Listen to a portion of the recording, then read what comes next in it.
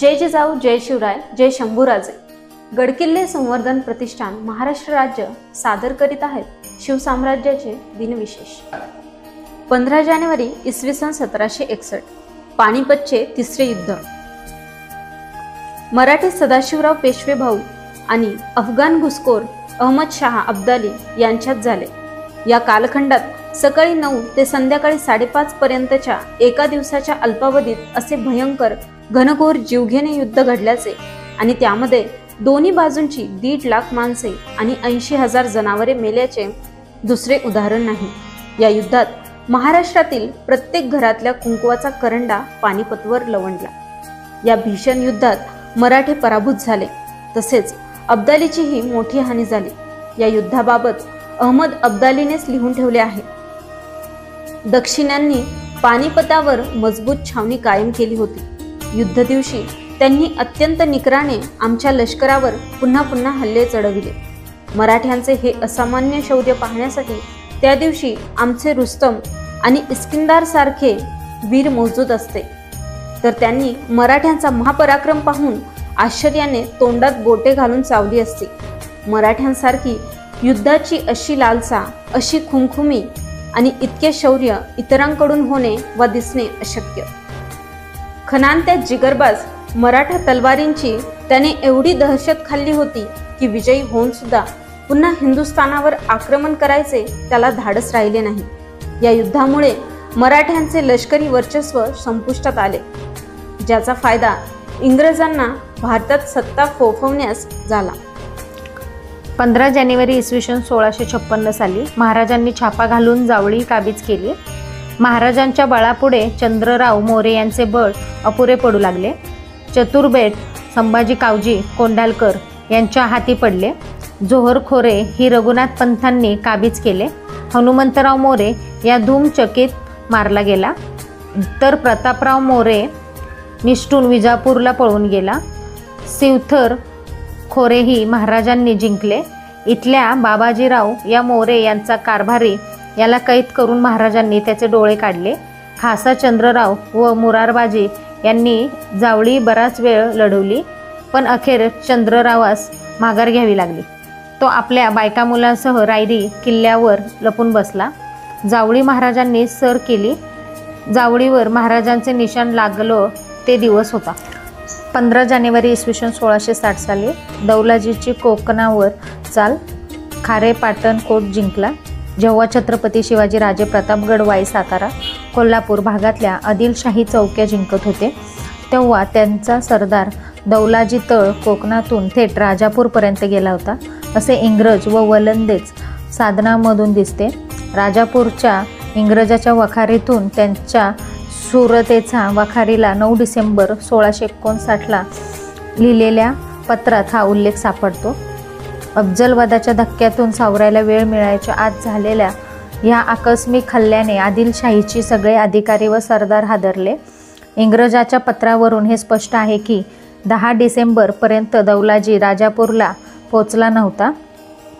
दाभोळच्या बंदरात अफजलखानीची 3 जहाजे उभी होती, ह्याची माहिती छत्रपती शिवाजी राजाला होती व त्यांनी दौलाजीला ती जप्त करायला सांगितले होते, पण दौलाजी तेथे पोहोचायच्या आत महमूद शरीफने ती तिथून हलवली व राजापूरला पिटाळली।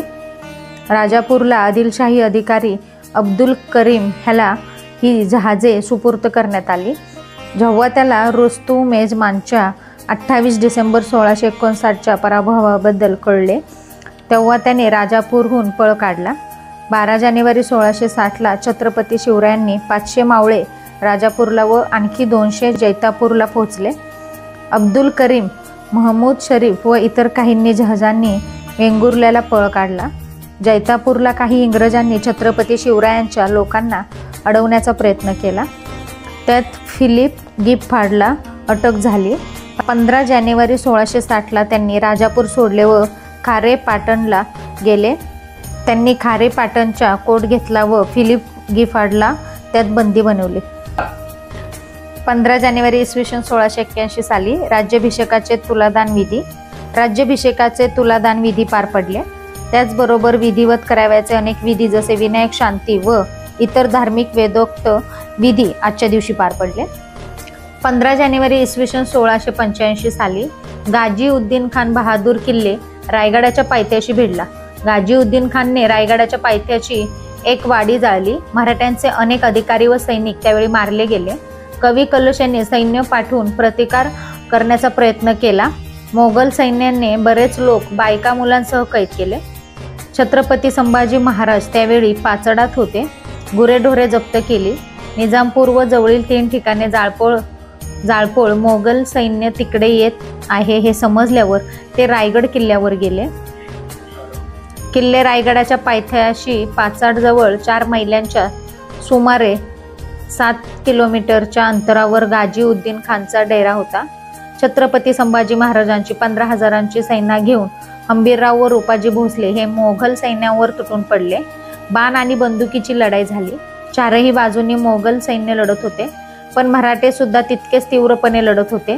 मोगलांनी भरपूर लूट मिळवली आणि ते कोथळा गडाच्या परिसरात गेले. 15 जानेवारी इसवी सन 1768 साली अलिजा बहादूर महादजी शिंदेंना सरदारकी बहाल.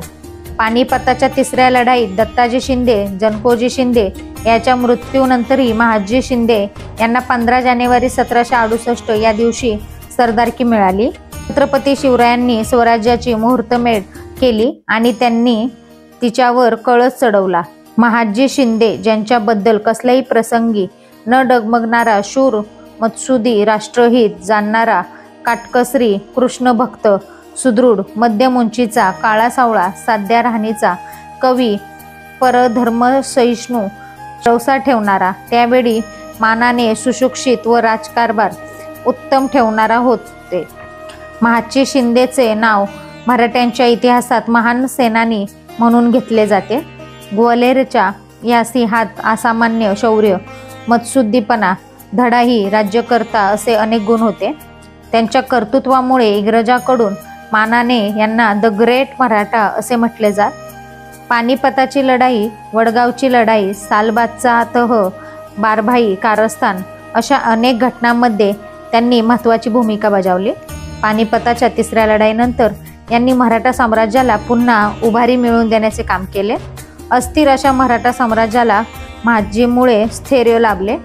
मुघल, इंग्रज आणि आपत्स्विकांच्या विरुद्ध ते आजन्म लढले. 15 जानेवारी इसवी सन 1919 साली कोल्हापूरचे राजर्षी शाहू महाराज यांनी आदेश काढून स्पृश्य अस्पृश्य विद्यार्थ्यांना एकाच शाळेत शिक्षण देण्याची व्यवस्था करून दिली.